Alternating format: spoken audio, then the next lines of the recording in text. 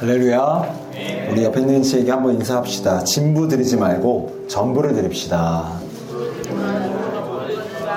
우리 함께 예배 부름 향하여 선포하면서 우리 마음에 좀 정리를 하면서 우리 믿음으로 우리 예배 부름 선포하며 우리 나아가겠습니다. 시작. 하나님은 내 행위와 상관없이 나를 사랑하십니다. 하나님의 은혜는 지금도 계속됩니다. 하나님은 예배를 통해 나를 변화시킵니다. 나는 원승의 자세로 최선의 예배를 드리겠습니다. 아멘. 여러분, 소외된 자존감에게 나타나는 이 대표적인 증상은 열등감이죠. 열등감은 반드시 이 지킬 앤 하이드처럼 반드시 두 가지 얼굴로 이 반복적으로 악순환을 일으킵니다. 그 악순환이란 이 우월과 비하입니다. 그래서 항상 열등감은 남들과의 비교를 통해서 병든 자존감으로 나타나기 때문에 우월 혹은 비하의 감정을 이 악순환처럼, 이 지킬 앤 하이든처럼 나타낸다는 거예요. SNS를 사용하는 걸 보세요. 여러분, 우월감이라는 열등감이 어떻게 나타납니까? 그러니까 자신이 뭔가 작은 성취가 있으면 부풀려서 게시를 해요. 이를테면 생일 선물 10개 받았는데 한 20개 받은 사람처럼. 그렇죠? 그리고 많은 여러 가지 인싸들을 만나고 다니는 사람처럼 이 부풀려서 허세 가득한 그러한 게시물을 올리게 된다는 거죠. 왜 그렇죠? 나는 인기 많은 사람이야 라고 우월하게 포장해서 자신의 열등감을 커버하려는, 감추려 하려는 이 열등감의 우월적인 측면이라는 거예요. 그런가 하면 SNS를 사용하는 일례에서 이 비하는 어떻게 나타납니까? 자기 비하는 사람은요, 아예 SNS를 안 합니다. 안 올려요. 왜 안 올릴까요? 그런 심리가 있는 거죠. 올려봤자 누가 읽겠나? 나 같은 인간의 글을. 나같이 아싸 그런 사람의 글을 누가 굳이 자기 시간 투자해서 읽겠어. 이렇게 열등감은 우월과 비하의 이 쌍둥이처럼 나타난다는 거예요. 또 하나의 또 예를 들자면 회의할 때입니다. 여러분 직장에서 회의하죠? 회의할 때 우월감을 가진 이 열등감의 형태는 어떻게 나타납니까? 회의에서 자기의 의견이 받아들이지 않는다 칩시다. 그럼 어떻게 하죠? 우월감을 가진 사람들은요, 그렇죠? 고집 피우고 억지 부립니다. 자기 딴에는 되게 근사한 논리를 얘기를 한다고 하지만 결국 남들 듣기에는 뭐야, 왜 저래, 왜 저렇게 오바야, 왜 저렇게 억지 부려, 이렇게 자신의 우월의식을 나타내면서 자신의 열등감을 감추려 한다는 거예요. 똑같은 상황에서 이 회의 때 자기의 의견이 안 받아들여질 때 비하의 감정은 어떻게 나타납니까? 만약에 자기가 얘기를 했어요. 근데 안 받아들여졌어요. 그러면 말자. 어차피 얘기해보자 또 안 들어줄 텐데. 여러분, 이처럼 건강하지 않은 자존감, 다시 말해 병든 자존감은요, 반드시 열등감은요, 우월과 비하라는 이 지킬 앤 하이드와 같이 이 냉탕과 온탕을 자주 왔다 갔다 합니다. 여러분, 우리가 사우나나 이제 목욕탕을 가게 되면, 여러분, 냉탕과 온탕을 왔다 갔다 하면 나중에 몸이 어떻게 되죠? 그쵸? 불어요. 내가 원하는 답은 아니었는데, 푹 꺼집니다. 그러니까 소진되는 거예요. 냉탕과 온탕 왔다 갔다 하면서 그거에 자기 몸을 맞추기라 탈진하는 것처럼 이렇게 열등감은요, 반드시 우월과 비하를 왔다 갔다 하는 거예요. 그래서 탈진하게 되고 자기의 자아가 뭔지의 정체성마저도 그냥 잃어버리게 된다는 거죠. 자, 그럼 어떻게 해야 우리는 이 건강한 자존감을 회복할 수 있을까요? 그 알라스터 마클라스라는 이 옥스퍼드 이제 영국의 교수이자 이제 목사님이 계시는데, 이분이 쓴 책에 보게 되면 한번 넘겨주시겠어요? 2세 현대의 사람들은 이 세 가지 기준을 가지고 자신의 자존감을 형성한다라고 분석을 합니다. 첫 번째는 형통이에요. 아니, 형통이 아니라 혈통입니다. 혈통은 뭐냐면 그런 거예요. 우리 집 가문, 그리고 나 좋은 대학 나왔어, 소속, 그리고 나 어디 직장 다녀, 이걸 다 혈통이라고 부르는 거예요. 이 혈통을 통해서 자존감을 기준 삼는다라는 거예요. 두 번째는 역할 수행. 이건 뭐냐면 쉽게 말하자면 성취입니다. 나 이거 이뤄봤어. 나 이거 해봤어. 나 이 프로젝트 성공시켜봤어. 나 어디까지 올라가 봤어. 자, 세 번째는 타인의 사랑. 그러니까 인정받는 거예요. 나 저 사람에게 나는 인정받으니까 나는 자존감이 건강해. 난 저 사람에게 인정받지 못하니까 나는 별 볼일 없는 존재야. 이렇게 이 세 가지의 근거로 여기 안에 다 들어갑니다. 현대인들이 자신의 자존감을 형성하는 건 이 세 가지를 벗어나지 못한다는 거죠. 자, 그런데 이런 방식으로 자신의 자존감을 형성하게 되면요, 필연적으로 아까 우리가 서두에 얘기했던 것처럼 우월과 비하를 악순환을 반드시 겪게 됩니다. 이건 병폐예요. 이 구조 속에서는 반드시 우월과 비하의 악순환을 벗어나지 못해요. 왜죠? 예를 들면 혈통을 보세요. 어떤 유명한 대학, 그렇죠? 서울대 다니는 사람들은요, 지방대 다니는 사람들 앞에 서면요, 우월감을 느껴요. 아, 저 지방에 어디, 저기 로컬 이름 좋은 데 다니네. 나는 인서울, 서울대인데. 근데 이 서울대 다니는 사람이, 그렇죠? 하버드 대학을 다닌 사람을 만나게 되면 깨갱한다는 거죠. 실제로 제가 신대원에 다닐 때 같은 반 형님들이 한 번은 줄리아드 음대예요. 여러분, 줄리아드 음대는 세계적으로 제3대 안에 들어가는 음대입니다. 근데 이분이 이제 신학하겠다고 온 거예요. 또 한 분은 서울대 법학과예요. 근데 같은 반 형님이었는데 맨 처음에 이제 서울대 법학과도 장난 아니잖아요. 근데 막 박수 쳐줬어요. 근데 줄리아드는 사실 그 음대 쪽에서는 그러니까 세 손가락 안에 드니까 더 쳐주는 거예요. 그러니까 이 서울대 법대 형님이 약간 우월감이 아니라 약간 이렇게 쪼그라들더라고요. 여러분, 이처럼 반드시 혈통이나 그리고 역할 수행, 성과나 타인에게 인정을 받는 건 누구보다 좀 더 성과 냈으면 우월. 근데 누구보다 성과 낸 사람을 나보다 더 높은 성과를 낸 사람을 만나게 되면 비하. 이렇게 우월과 비하를 계속해서 냉탕, 온탕 왔다 갔다 하는 것처럼 왔다 갔다 한다는 거예요. 그러니까 이 구조 속에서는 이 구조, 이 방식 안에서 자신의 자존감을 형성하는 사람은요, 필연적으로 병든 자존감을 가질 수밖에 없다는 거예요. 자, 그렇다면 여러분은 어떻습니까? 여러분은 어때요? 여러분은 여러분의 자존감의 기반을 무엇으로 두고 있습니까? 여러분, 오늘뿐만이 아니라 나는 평균적으로 그래도 나는 되게 자아 존중감이 좀 좋은 것 같아요. 한번 손 들어보세요. 없어요. 한 명. 나도 손 든 거예요. 나도 좋아. 나는 약간 열등감 많이 느끼고 나는 약간 좀 찌질 같아. 손 들어보세요. 자, 손 안 든 사람 뭐예요? 손 안 든 사람 뭐예요? 중간? 참 애매한 인생 사네요. 참 애매한 인생 산다. 예. 여러분은 어떻습니까? 이게 세상 사람들이 한계라는 거죠. 복음이 없는 세상 사람들이 결국 도착하게 될 자신의 병든 자존감의 목적지가 바로 이 구조 안에 있고, 이 구조에서 사실 믿는 사람이든 안 믿는 사람이든 이 구조에서 쉽게 빠져나가지 못해요. 그러니까 늘 지킬앤 하이드처럼 왔다 갔다 하면서 탈진과 소진을 경험할 수밖에 없더라는 거예요. 그렇다면 그래서 오늘 이 말씀, 이 남겨진 시간을 통해서는 이 대사도 바울은 어떻게 자신의 자존감을 이 방식과 이 구조를 탈피해서 건강한 자존감으로 만들어 나가는지 함께 좀 살펴보려고 합니다. 자, 한 번 더 넘겨주시게 되면, 자, 빌립보서 3장 4절입니다. 같이 한번 읽죠. 시작.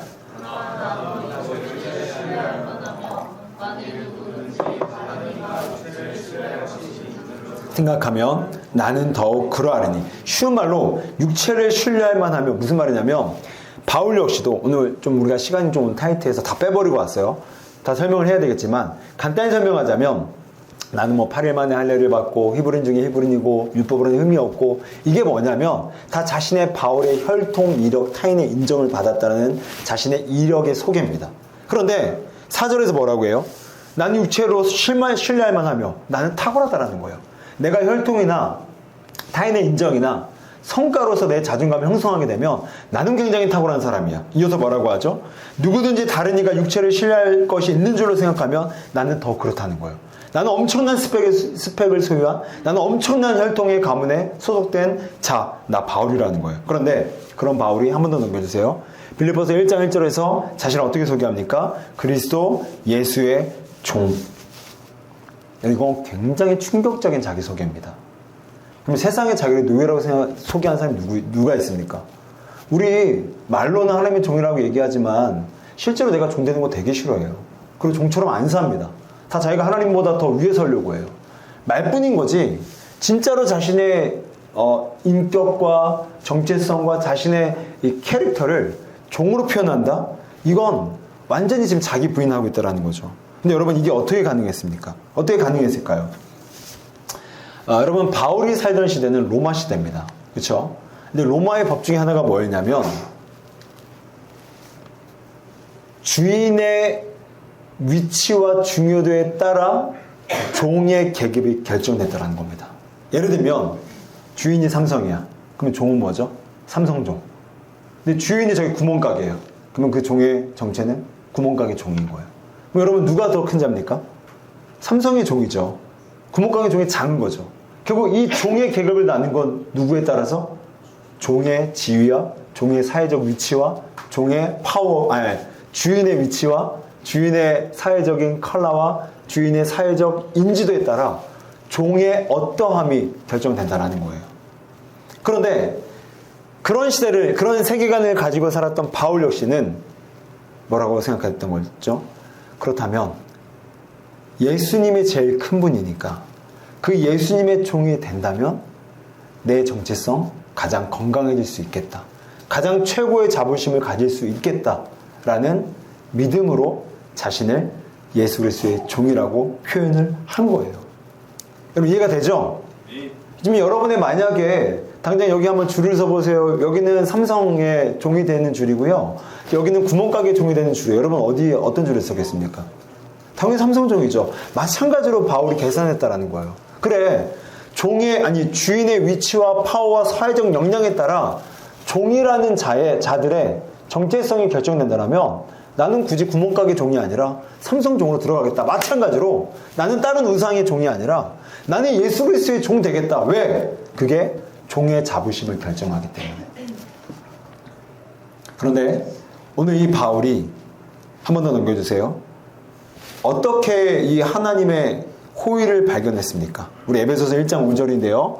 자, 그 기쁘신 뜻대로 우리를 예정하사 예수 그리스도로 말미암아 자기 아들이 되게 하셨으니. 여러분 로마의 법을 한 가지 더 소개하게 되면, 이 로마의 법에 따르게 되면 입양된 자녀는요, 그 당시 로마에는요 3분의 1이 그냥 평민이었고 3분의 2가 노예였습니다. 그러니까 로마 전체 국민 중에 3분의 2가 다 노예들인 거예요. 그러니까 노예들이 심심치 않게 어떤 주인에게, 어떤 어른에게 사회적 어떤 역량을 가진 존경하는 사람들에게 많이 입양됐습니다. 아들로. 그런데 로마의 법에 따르게 되면 그 전직, 그러니까 과거의 스펙이 종이었다 할지라도 그 사람의 아들로 입양되는 순간 친아들이 받았던 모든 특혜, 특권, 그 다음에 모든 제공들을 함께 동일하게 받을 수 있었다라는 거예요. 그러니까 여러분 생각해 보십시오. 우주의 왕이신 예수님의 아들로 입양이 됐습니다. 자기는 그 예수를 핍박했던 사람이었어요. 사도 바울은. 그렇죠? 예수 믿는 사람 죽이러 다녔고 교회를 핍박했고 사람들을 옥에 가두고 죽였던 사람이었어요. 그런데 그런 자기를 하나님이 단지 그 정도가 아니라 나는 종이라고 자원했는데 종 정도가 아니라 자기의 아들들이 되게 하셨대요. 그래서 자기를 하나님의 아들로 입양하셔서 예수님이 누렸던 모든 특권과 예수님이 누렸던 모든 축복들을 함께 동일하게 받을 수 있는 자리로 자신을 삼아주셨다는 겁니다. 이건 그러니까 사도 바울의 입장에서는요, 자존감이 어떻겠어요? 자존감이 어떻겠어요? 높을 수밖에 없는 거죠. 이재용이 지나가다가 야, 너 내 아들이라. 너 내 아들이야. 시몬아, 너 내 아들이야. 그리고 나한테 감사합니다 하지 말고 저기 인스타에 가보니까 팔로우 맺을 수 있더라고. 팔로우 맺고 인사하면 돼요. 저도 이재용이랑 팔로우거든요. 가끔 봐요. 어떤 활동을 하는데 되게 재밌는 사람이더라고요. 자, 이거는 뭐 노내고. 자, 어떤 간에 그렇게 여러분, 내가 아무런 상관이 없는 사람이 나를 입양했고 아들 삼았고 원래 친아들이 받았던 모든 혜택과 제공과 선물을 나 역시도 동일하게 누릴 수 있다고 생각을 해보세요. 그럼 우리의 자존감이 얼마나 건강해지고 얼마나 따뜻하고 얼마나 높아질 수 있겠냐고요. 자, 그런데 이 단어가 중요합니다. 그럼 왜 도대체 하나님은 왜 나를 부르셨을까? 왜 하나님과 아무런 상관도 없었던 사도 바울 입장에서는 내가 예수를 핍박했고 내가 교회를 핍박했는데 왜 나를 부르셨을까? 그 이유가 뭐라고 하죠? 그 기쁘신 뜻대로. 여러분, 저는 이 성경 구절에서 탑3 가장 좋아하는 세 가지 구절 중에 하나가 바로 이 구절입니다. 그 기쁘신 뜻대로. 우리는 사람을 좋아할 때 다 조건이 있어요. 저 사람은 뭔가 함께하면 좋을 것 같고, 저 사람은 함께하면 재밌을 것 같고, 쓸모가 있을 것 같고, 나를 끌어줄 것 같고. 그렇잖아요, 여러분. 우리 제가 수련회 가서도 얘기했잖아요. 부모와 자녀 간에도 결정적일 때는 여러분 자기 찾습니다. 그게 인간 아니에요. 그런데 하물며 가족 아닌 친구와 동기와 누군가를 만날 때 그냥 만난다 쉽지 않죠. 특히 사회적 관계에서는. 근데 하나님이, 바울이 묻는 거예요. 하나님, 그런 나를 왜 사랑하셨어요? 그런 종이었던 나를 왜 하나님의 아들로 부르셨어요? 하나님 대답하시기를 그 기쁘신 뜻대로. 이게 무슨 말이냐면 쉽게 말하면 이겁니다. 나도 몰라. 그냥 너 보면 좋아. 나도 몰라. 그냥 기뻐. 여러분 연애해봤죠? 연애해봤죠? 되게 우울해지네. 연애할 때 뭐 약간 뭐 한 2, 3년 지나면 콩깍지 이제 떨어지니까 그 전에 콩깍지가 충만할 때 여러분 그 사람이 왜 좋아요? 빙고. 그냥 좋아요. 그 사람 돈이 많아서 좋아요? 그럴 수 있어. 편할 수 있어요. 돈 많으면. 편할 수 있지만 좋아하는 것도 다르죠. 그 사람 왜 좋죠? 나 물어봐요. 야, 너 걔랑, 야, 네가 훨씬 낫고 왜 사귀게? 그럼 뭐라는지 아세요? 목사님 몰라요. 저도 그냥 마음이 가요. 그거예요, 바로 여러분. 하나님이 우리랑 그랬다라는 거예요. 사도 바울 때려 죽일 놈이죠. 교회를 핍박해, 사람을 죽여, 예수 믿는 사람들을 구타해 옥에 가둬. 근데 그런 자를 하나님께서 자기의 아들 삼으셨대요. 종을 넘어서서. 근데 그 이유가 사도 바울이 쓸모 있어서, 사도 바울이 현명해서, 사도 바울이 뭔가 해줄 것 같다니까? 아니. 하나님도 그렇게 말씀하시고 나도 몰라. 그냥 좋아져. 그러니까 이런 호의와 이 사랑을 받은 사도 바울의 자존감이 어떻겠습니까? 건강해지지 않고 못 배기는 거예요. 그 황홀과 그 충만과 그 감격과 그 감동이 사도 바울의 자존감을 너무너무 건강하게 만들어갈 수밖에 없었다는 거죠. 뭐가요? 그 기쁘신 뜻대로. 여러분 그 김태희 작사가라는 분이 있어요. 제가 한번 사진 지금 가져오려다 제가 깜빡했는데 못 가져왔는데, 이 김태희 작사가가 지금 음악 저작권 협회에 한 400곡 가까이 이제 곡을 등록한, 그러니까 소위 되게 잘 나가는 작사가입니다. 근데 여러분은 잘 모를 거예요. 좀 옛날 가수들이라 태사자, 클릭비, 베이비복스, 악동클럽, 뭐 한두 개는 알죠. 네, 그리고 김종국. 근데 이런 사람들의 노래를 작사했던 것들이 400곡 정도가 이제 모아져서 이제 음악 저작권 협회에 등록이 된 사람이에요. 근데 이 사람은 이제 여자분인데, 이 여성분은 어릴 때부터 굉장히 돈을 밝혔대요. 왜죠? 여러분 돈을 왜 밝힙니까? 편한 것도 있지만 아까 우리 얘기했죠? 3가지. 돈이 내게 주는 어떤 자존감, 기반이 되는 거예요. 돈이 있어야 인정받고, 돈이 있어야 뭔가 잘 든든하게 살 것 같고, 그러니까 자존감의 기반으로서 돈을 좋아하게 됐던 것 같아요. 그런데 정말 잘 나갔죠. 400곡 정도를 여러분 작사했으니까 그 저작권 돈만 지금 얼마나 들어오겠습니까? 근데 모든 사람에게 여러분 슬픔이 있었던 것 같아요. 이 사람은 어떤 슬픔이 있었냐면 심각한 우울증이 찾아오게 됩니다. 그래서 농담이 아니라, 여러분 우울증이 얼마나 무서운지 아세요? 여러분 우울증 정말 쉽게 보면 안 돼요. 여러분 부모님이 우울증 겪는다면 진짜 불쌍히 여겨드려야 됩니다. 손 하나 깜짝 못하는 거예요. 근데 병원에 가죠? 증상이 안 나와. 아예 그런 질병 코드가 없어. 그런데 이 우울증이라는 정신의 우울함이 신체화로 반응하는 거예요. 신체화로 나타나서 이게 안 되는 거예요. 이거 하나가. 그러니까 늘상 그냥 집에만 누워있는 거예요. 근데 하루는 이 우울증이 최고점에 다다른 거예요. 그러니까 어떤 생각이 드냐면, 어떤 신체적 반응이 나타나냐면 몸이 풍선처럼 점점 팽창되는 게 느껴진대요. 근데 보는 거는 멀쩡해 보여요. 근데 자기는 몸이 벌써 이만큼 느껴지는 거야. 신체화가 돼서. 그래서 이런 생각이 들었대요. 오늘 밤 내 몸 터져 죽겠다. 풍선처럼 터져 죽겠다라는 생각이 들었대요. 그래서 여러분 그때 어떤 생각이 들겠습니까? 사람이. 극단적인 마음이 들잖아요. 아니 이렇게 끝내야 되겠다. 도저히 안 되겠다. 병원 가도 뭐 질병 코드도 안 나오고 해결도 안 되고 약도 안 되고. 그런데 그때쯤에 이 김태희 작가의 그 집안 배경이 어떤 배경이었냐면, 한 달에 수시로 무당에게 찾아가서 푸닥거리하고 굿했던 집안이에요. 조금 아프면 가서 부적받아 하고, 좀 아프면 또 가서 굿해서. 근데 어머니가 더 유별나서 막 부적 사다 나르고 그랬던 분이었던 것 같아요. 근데 이렇게 풍선처럼 자기의 몸이 팽창될 그때 당시에 어머니가 그 직전에 기독교로 개종을 하게 된 겁니다. 예수 그리스도의 복음을 받아들이고. 그래서 그때 당시에 되게 서운했대요. 나는 계속해서 굿하고 푸닥거리하고 부적 나르고 있는데 엄마는 내가 믿는 신 배반했네. 그런데 그렇게 풍선처럼 이제 팽창돼서 터져 죽겠다, 그냥 이 세상 끝내야 되겠다라는 자살에 대한 마음의 동기가 설 때 문득 맞다, 우리 엄마 하나님 믿었지, 우리 엄마 하나님 믿었지. 그래서 자기도 모르게 너무너무 자기가 죽겠으니까 자연스럽게 기도가 나오더래요. 아니요, 자연스럽게가 아니지, 간절하게 기도가 나오더래요. 하나님 계시다면서요, 하나님 살아계시다면서요, 하나님 저 너무 힘들어요, 저 몸이 정말 터져 죽을 것 같아요, 하나님 겨자씨만한 믿음도 하나님께서 응답하신다면서요. 그러니까 교회를 안 다녀도 어디선가 들었던 게 있었던 거예요.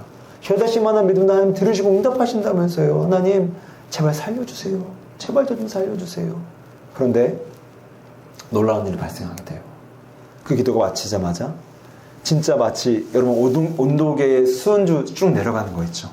그 온도계의 수은주가 내려가는 것처럼 자신이 팽창됐던 모든 공기, 두려움, 공포들이 머리에서 발끝까지 일시간에 쑥 내려가는 걸 자기가 체감을 했다라는 거예요. 그리고 그 자리에서 예수 그리스도를 영접하게 됩니다. 그러고 나서 교회를 나가는데 이분이 얼마나 감사한지 몰라요. 이분이 그렇게 잘 나가고 소위 잘 나가는 작사가였지만 되게 겁 많은 사람이고, 겁이 많으니까 그 겁을 대체하기 위해서 돈내 욕심도 부렸던 것 같아요. 그런데 교회를 나가고 성경을 읽어보니까 여러분도 느꼈겠지만 아브라함부터 시작해서 다윗, 모세 다 특징이 어떤 특징이 있죠? 다 겁쟁이들입니다. 그렇죠? 아브라함은 겁나갖고 와이프를 자기 누이라고 거짓말하고, 또한 또 모세는 겁나갖고 나를 보내지 마세요. 또 다윗은 늘 아버지 밑에서 형들에게 비유당하고 열등감 있게 살아가고. 근데 성경을 보니까 모든 사람들이, 그 성경에 있는 모든 인물들이 다 겁쟁이지만 주인공으로 살아가는구나. 하나님의 역사는, 아니 하나님을 믿는 사람들은 그 자존감이 확장되고 회복되어져서 겁쟁이로 태어났고, 천생이 겁쟁이지만 하나님이 함께하는 사람들은 겁쟁이지만 주인공으로 살아가는구나. 그때부터 이 김태희 작가의 자존감이 너무너무나 많이 회복됐다는 거예요. 그렇구나, 나 역시도 겁이 많아서 이 겁을 돈으로 채워보려고, 또한 유명으로 채워보려고 했지만 하나님 만나면 나의 자존감이 회복되는구나라는 걸 경험하고 지금도 너무나 행복하게 자신의 삶을 들으면서 살아가고 있다고 해요. 그래서 지금은 뉴스를 좀 찾아보니까 이제는 세상 노래뿐만이 아니라 CCM도 많이 작곡하고 작사하면서 하나님께 영광을 올려드리며 살아가는 모습을 보이더라고요. 여러분은 어떠십니까? 여러분은 어떤 기반 위에 여러분의 자존감을 형성하고 있냐고요. 김태희 작가 400곡이 넘는 저작권의 수입을 받고 유명인이었고 엄청난 프로듀싱을 했지만 결국 냉탕과 온탕을 왔다 갔다 하는 인생으로밖에 살 수밖에 없었어요. 왜요? 그 세 가지, 아까 말했던 세 가지, 자신의 자존감의 기반을 삼으면 안 되는 것들을 삼게 되니까 그 냉탕과 온탕, 우월과 비하의 악순환이 그녀의 삶을 끔찍하게 괴롭혔다는 거죠. 그렇다면 여러분은 어떠십니까? 여러분의 자존감은 뭘로 세우고 있습니까? 여러분의 자존감의 기준이 뭐냐고요? 여러분의 자존감을 형성하는 기반이 뭐냐고요? 돈, 혈통, 소속, 유명, 타인의 인정? 여러분, 깡끌이 다 무너질 겁니다. 깡끌이 무너질 뿐만이 아니라 그것들은 여러분에게 우월과 비하라는 양가 감정을 매일매일 선사해서 냉탕과 온탕을 갔다 와서 시들시들해진 사람처럼 여러분의 삶이 그렇게 시들시들해지게 만들어 갈 겁니다. 그러므로 오늘 이 말씀이 우리에게 주는 도전이 뭐예요? 아까 말했던 세 가지 기반을 이제는 부인해야 된다는 겁니다. 그리고 김태희 작가가 경험했던 것처럼, 사도 바울이 경험했던 것처럼 그 하나님의 복음 위에, 말씀 위에, 우리 함께 마지막 찬양 불렀잖아요. 하나님 말씀 위에 서가는 자, 그 말씀 위에 자신의 자존감의 기반을 삼는 자, 그 사람이 승리하게 될 줄로 믿습니다. 여러분, 한 번 더 넘겨주게 되면 여러분 글씨가 잘 보일지 모르겠는데 그 그랜저 광고예요. 친구가 둘이 만났어요. 한 친구가 묻습니다. 요즘 어떻게 지내? 이 위에 있는 이제 하얀색 글씨인데, 그랬더니 대답을 했던 친구가 이렇게 대답을 해요. 그랜저로 대답했습니다. 여러분, 이게 바로 세상이 자존감을 세워가는 방식입니다. 그랜저로 대답했대요. 그럼 무슨 말이에요? 그랜저를 살 수 있는 돈이 자존감의 기반이 되고, 그 차를 굴리면서 받는 타인의 인정이 자존감의 기반이 되고, 또한 그 차를 살 수 있는 직장에 소속되었음이 나의 자존감의 기반이라고 얘기를 하래요. 누가요? 세상은요. 마귀가요. 그럼 똑같지 않아요? 똑같지 않아요? 내가 언제 수치스럽습니까? 돈이 없을 때, 유용하지 않을 때, 무시받을 때. 내가 언제 우월감이 높아집니까? 돈이 좀 있을 때, 좀 더 인정받을 때, 좀 더 뭔가 성취했을 때. 그러니까 날마다 우월과 비하로 왔다 갔다 하다가 그냥 시들시들해진 거 아니에요? 그런데 진짜 믿음의 사람은요, 그런 가변적인 것에 내 자존감의 기반을 삼지 않습니다. 변하지 않고 영원하신 하나님의 사랑, 그분의 약속, 그분의 말씀, 절대 어떤 상황에도 변개치 않는 그분의 말씀 위에 자신의 자존감을 세울 때 그 사람은 승리하게 된다는 거예요. 한번 화면을 넘겨주게 되면, 이 몇 달 전에 영국에서 한 유튜버가 길거리 거의 한 여인이 걸어갔는데, 여러분 인스타에서 봤을 거예요. 그죠? 많이 봤죠? 못 봤어요? 설명할게요. 자, 인스타는 많이 했는데 이런 건 안 보는구나. 자, 이게 한 1,500만 뷰가 나왔는데, 너무 길거리에서 한 동양 여인이 걸어갔는데 한 유튜버가 찍다가 너무너무 자신감이 넘치는 거예요. 그래서 너무 신기해서 따라가서 물었습니다. 무엇이 당신을 자신감 있게 만드나요? 그랬더니 대답이 뭐죠? 지저스. 이 사람은 영국계 중국인 모델이에요. 이 유튜버가 한 번 더 물었습니다. 당신 참 자신 있게 걸어요. 그러자 이 챙이라는 여자인데, 이 여자가 고마워요. 나는 기독교인이에요. 그래서 믿음이 있어요. 그러자 유튜버가 한 번 더 질문합니다. 자신감을 높이기 위해 노력하는 사람에게 해주실 말이 있을까요? 그러자 챙이 한 번 더 대답을 합니다. 믿음이요. 믿음을 하나님께 두며 계속해서 치유하면 되지 않을까요? 여러분, 여러분의 답은 그랜저입니까? 그리스도입니까? 여러분의 답은 뭐냐고요? 여러분의 자존감의 기준, 기반, 그 답은 뭐냐고요? 많은 사람들은 다 그랜저라고 얘기를 합니다. 돈이요, 그랜저. 성취요, 그랜저. 인정이요, 그랜저. 그러나 우리는 성취, 혈통, 인정을 떠나서 그리스도, 나를 사랑하사 하늘 위에 오셔서 나를 위해서 돌아가신 그 그리스도의 공로가 내 혈통이고 내 성취이자 내 인정받은 것인 줄로 믿습니다. 그러므로 이제는 오직 혈통, 성과, 타인에게 인정받는 것들에 그만 좀 휘두르십시오. 그만 좀 휘두림을 당하세요. 이제는 내려놓으세요. 여러분, 돈을 많이 벌어도 주의 뜻이고 못 벌어도 주의 뜻입니다. 성과를 내도 주의 뜻이고 못 내도 주의 뜻이에요. 인정받아도 주의 뜻이고 인정 못 받아도 주의 뜻이에요. 하나님은 그 모든 것들을 합력하여 선을 이루셔서 여러분의 인생을, 구원을 이루어 가실 겁니다. 그러므니 눈에 보이는 혈통, 성취, 타인에게 인정받는 것들로 오늘은 우울했다가 오늘은 비하했다가 이런 인생 되지 마시고 변하지 않는 하나님의 날량한 사랑, 변하지 않는 하나님의 날량한 축복, 변하지 않는 하나님의 날량한 계획, 그거 믿으십시오. 그래서 하나님, 나는 하나님의 사랑을 받은 이 세상의 최고의 자부심을 느끼는 사람입니다. 그런 고백에 나오는, 그래서 그랜저로 대답하는 인생이 아닌 그리스도로 대답하는 우리 모두가 되기를 주님의 이름으로 축복합니다.